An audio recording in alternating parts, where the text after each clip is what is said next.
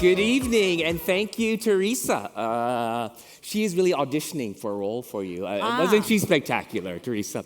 As Teresa said, this is day 2, and people love day 2, not for all that wonderful content, but also for the dinner. And someone said, when are we going to do the fun, interesting stuff, not just the interesting stuff? So delighted to have Shefali Shah with her, too. And, people are like, how do you even know Shefali? And we really have only met online and video, but it was through some of our first creative economy focus here. I want to say 6 years ago, and he might even be here, we had John Panadi, Michelle Yeoh, and 2 other stars, Amy and Janice, from Crazy Rich Asians, which is filmed here. And the producer, John, also produced really what we talked about, a career-changing series called Deli Crime. And if you haven't seen it yet, you must see it. And so I think this session and maybe the one after, we're going to talk about building a career in this changing competitive industry. But also we're going to talk about how once you've built that career and that platform, the amazing good things you're doing with it in terms of bringing attention to things, bringing attention to organizations. And first I'm going to just call up slide number 2. And so this image, some of you might have seen, because it's all over Netflix. It was Netflix's biggest show from India. And I want to say particularly welcome back to Shefali, because the last time you were in Singapore was when you won, Best Actress here with the Asian Creative Award. Yeah, the Asian Academy Awards. Asian Academy Awards. Thank you. All right. Thank you. So that was one of two of the series that have come out. The third series, we're going to show a trailer of it a little bit, so get ready. But Shefali, let's begin by talking about Deli Crime. How did it happen? What does it mean to your career? What does it mean in terms of where it fits in terms of the evolving Indian film industry? Shefali. So one of probably the only good thing that came out of the pandemic was the onslaught of the OTT platform, where we weren't, we had a window to the world, even if we couldn't step out, even out of our own confined environment. And so I guess it's a universal thing in all films across globe. I've heard, incredible senior actors like Meryl Streep and Helen Mirren, everyone say that as you grow older, being a woman, the parts kind of reduce. And I come from an industry where, yes, we have great stories to tell, but we also had a very, very big star system. And it kind of, sadly, women and actresses and heroines have a shelf life. So I'd passed that shelf life, and I was obviously very disheartened. But then happened the OTT platform, because of which we started telling stories about characters, not just the female or the male lead. It wasn't important for us to look good. It was important for us to be the character and tell the stories and be honest to it. That is where I got offered Deli Crime, and I said yes to it in a flash. Yeah. Just for people, I had to Google OTT.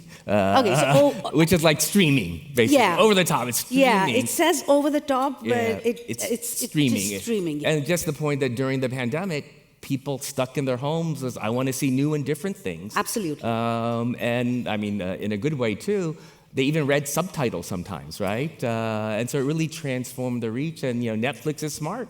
Yeah. They picked up that show. Tell us, what was the story about? It's really based on a real horrific true story. And tell us what your role was. So in 2012, if I'm not mistaken, there was a case of this girl who got raped in a moving bus. They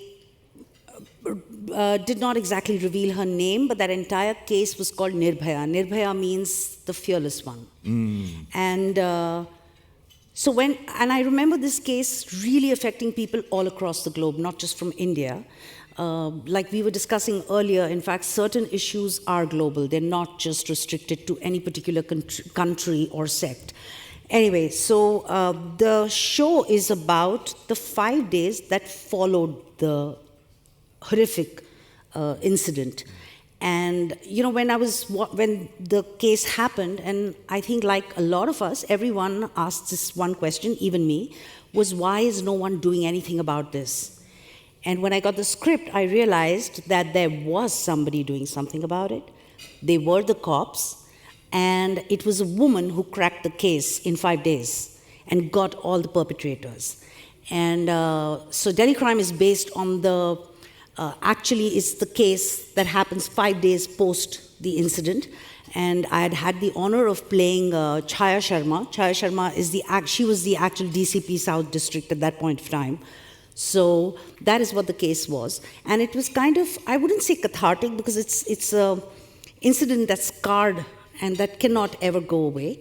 But somehow when I got to know about this, it felt empowering to know that yes, there was one woman's pain, but then there was another woman who kind of got justice.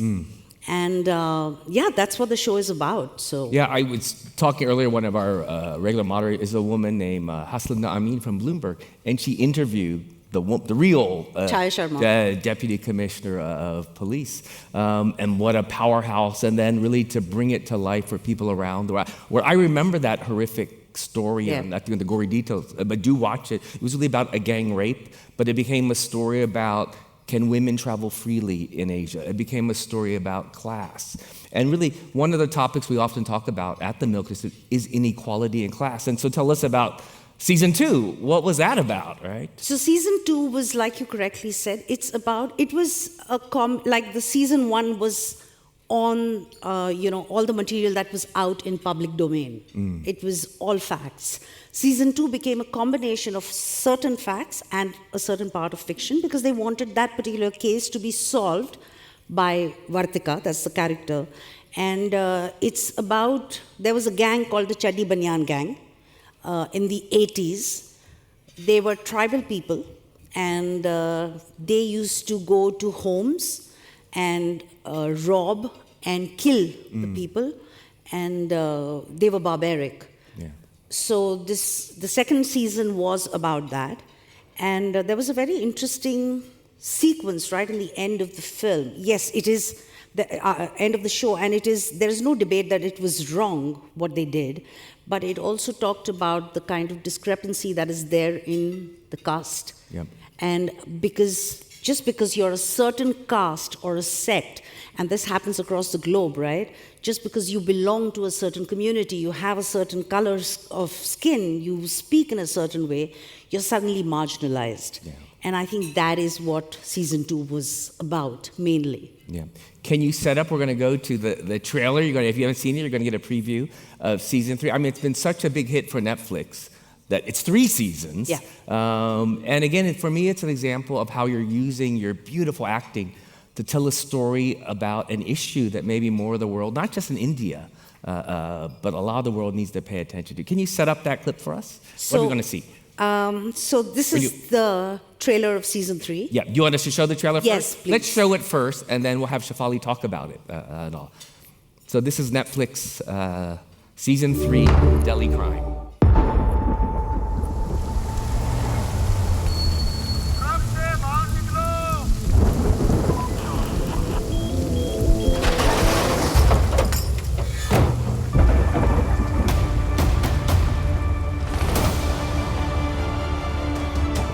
लड़कियों को बेच रहे होंगे और कोई कुछ नहीं बोलेगा। मुझे शादी नहीं करनी है। No one misses the missing girls. This is a very serious crime.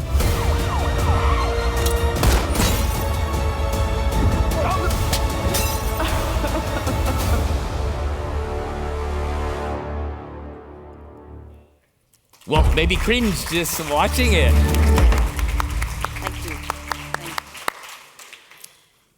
What did we see? What was going on? So this again is based on a true case, but it's a combination of one. It's not just one particular case we're talking about. There are 2-3 cases which we've kind of put together and made the show. It's about human trafficking, and it's also about bride sale.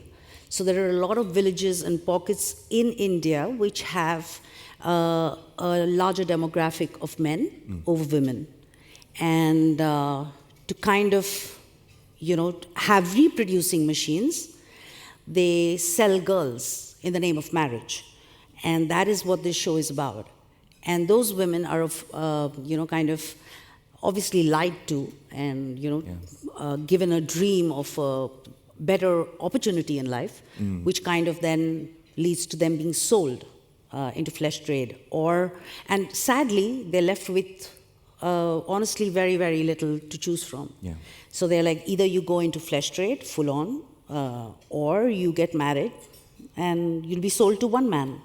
And that's what the show is about. Well, when can we see it? Wow, is John anywhere here? Where's John? Really like to know John. When are we going to see this? When is it being released? I guess by the end of this year. So this year for sure, not next 2026. No. Right. No. But before you watch it, remember to watch season 1 and season 2. Yeah, I mean, mainly for the characters, because you'll get, you might like them, and you kind of. I remember when we did season 1 and 2. Somebody said season 1 everyone came for the case, season 2 they came for the characters because everyone was personally involved in these characters. So yes, do watch it, it's great. Yeah, and I remember you talked about how it also fits into the evolution of film and TV. You had said to me that it used to be all about heroes. Absolutely. Yeah. I remember when I got offered work earlier, and I'd ask, so what is the character? And they'd say, oh, she is the hero's mother or the heroine's sister. So I was like, no, that's her relationship. What is the character? And when I thought about it, I realized, sadly so, women till date are known by the relationships they have. XYZ's mother, XYZ's daughter, XYZ's wife. They're not considered as their own individual people. And that kind of changed, thank God. And there are characters now, which are, but, it took out the whole, what OTT did was take out that whole box of hero and heroine who are expected to be beautiful. They fight all the villains, and they don't get a scratch. And luckily, that's kind of fading away, and we're talking about real characters now and real stories. And if you see films, forget films, you actually go down and think about it. Across the globe, there are certain issues which are common. So they're not pertaining to one particular country or one particular place. Poverty is not just restricted to India. Neither is women's safety. Absolutely. Neither is equality. All these are burning issues that kind of are relevant to the entire globe. And it's an honor to have the privilege of a mic or a camera to be able to tell those stories. Yeah. Before you know it, our time is up, but moving from your career to that very point, how the things you've done also reflect some of the issues that really we at Milken Institute talk a lot about, but also that we hope more people talk about. I'm going to plug Milken Institute. There was a fantastic panel today, which I encourage you to see online, called Escape from Scam City. But it was about human trafficking, but they're like people right now being like kidnapped in Thailand, in Myanmar, in Cambodia, to do all those phone scams on us. Wow. So it's almost like there's two kinds of victims. Us who unfortunately are being scammed, but the scammers themselves have been trafficked and are locked up to do this, right? So maybe that's a film too that you need to do. Hey, can we show slide 1? So I just want to flag some of the great content through the, do I say decades, that Shefali has been involved in and I've watched. So the first time I saw Shefali Shah was, I don't know if you ever remember Monsoon Wedding. Shefali is in that. I think it won the Golden Lion at Venice. It won all kinds of awards way back when. And it's not just about, wow, great Indian wedding. It was about, not so great things. And it's now even an off-Broadway play I went to see recently. So see that. And even more recently, I watched The Three of Us. Tell us about that film, The Three of Us. I mean, it's so moving. Really kind of a bittersweet film. Yes. What is The Three of Us? Three of Us is about this woman called Shailaja, and she's slipping into dementia. She's in the stages of early onset of dementia, and she wants to go back to where she used to be. She grew up a village, and it's kind of revisiting all those moments and those people. Yeah. So I remember when I was offered that film, one thing that the director and me were very, very sure of was it's not a sad story. Yeah. It's if anything, it's going to you come out of it smiling. Yeah. It's actually, it was a very interesting comment somebody made, and they said, "Why is Shefali behaving like a young girl in this film?" And me being me, I overthink, and I was like, "Oh my God, yeah." But it's a fact. I was, because it is about her going back to her childhood, and she's kind of rediscovering herself, and it's. Whether it was Monsoon Wedding, where we did speak about, molest. Yeah, it's about molestation, incest. Incest, and it's in family, and there's this about a mental health issue, that's dementia. Not to plug the Milken Institute and our Center for Aging, but when and so the three of us, I mean, it's very interesting. Three of us is the star, the woman who's slowly forgetting everything, her loving husband, and he says, I'll take you to your village before you forget everything. But she meets like her childhood sweetheart. Yeah. And do you as the husband want her to remember her sweetheart? I mean, it's such a fascinating dynamic. It's really a beautiful film. True. As we, come to a close already, or we're already done, I want to just ask you, now you've got this great platform. We've talked about some of these issues. What are you thinking? What is the next thing you're going to work on? But how are you using your platform now? Is there a cause you hold close to heart, or is it these that you've already talked about? Women empowerment, or what are you thinking in terms of using your platform? If you asked anyone in this room, I guess there would be similar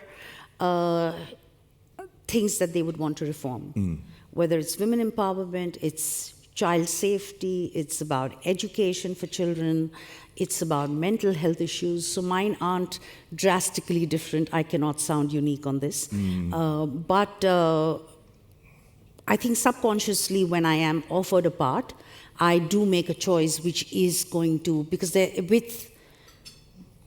comes a great responsibility with what I'm going to put out there.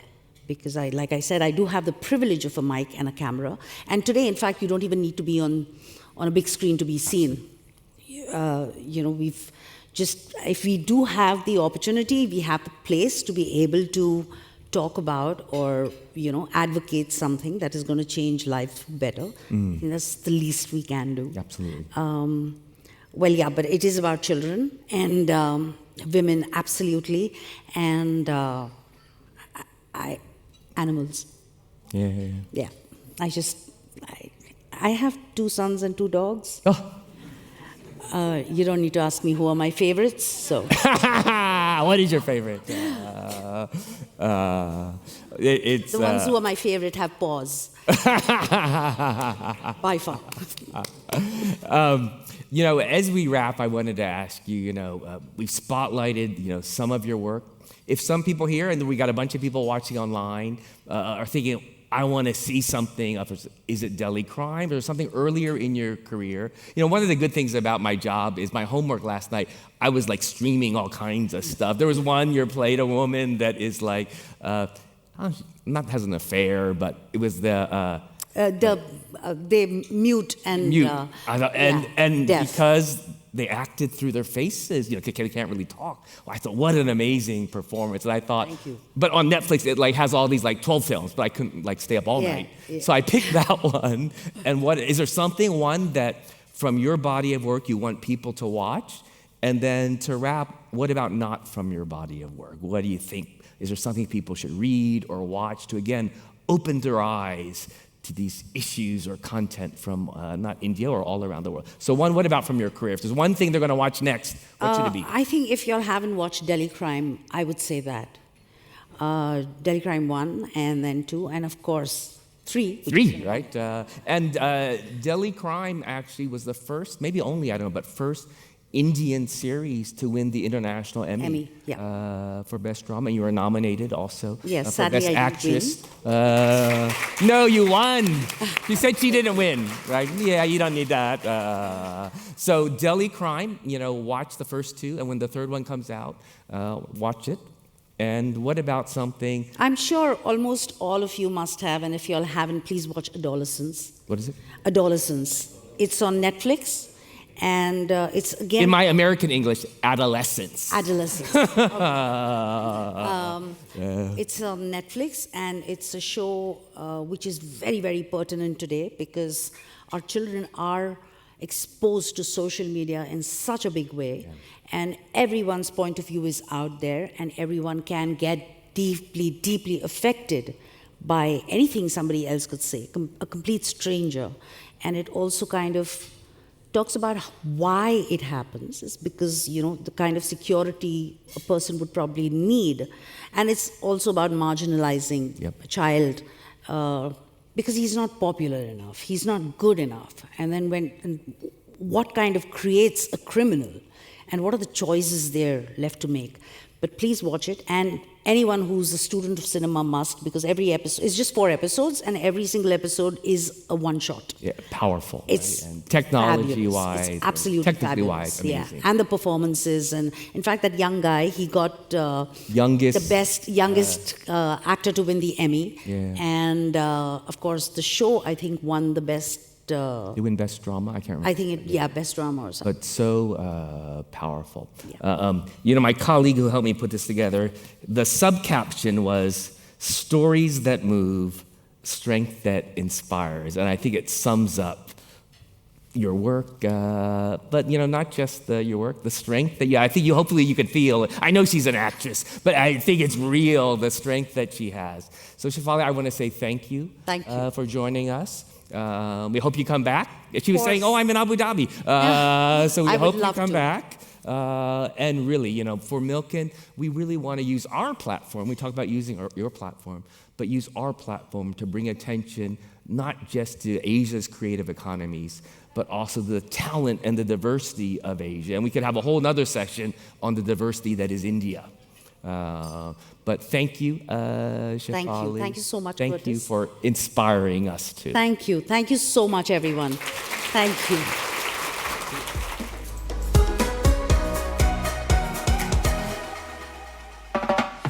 Thank you for joining us. The session will begin momentarily. Thank you for your patience.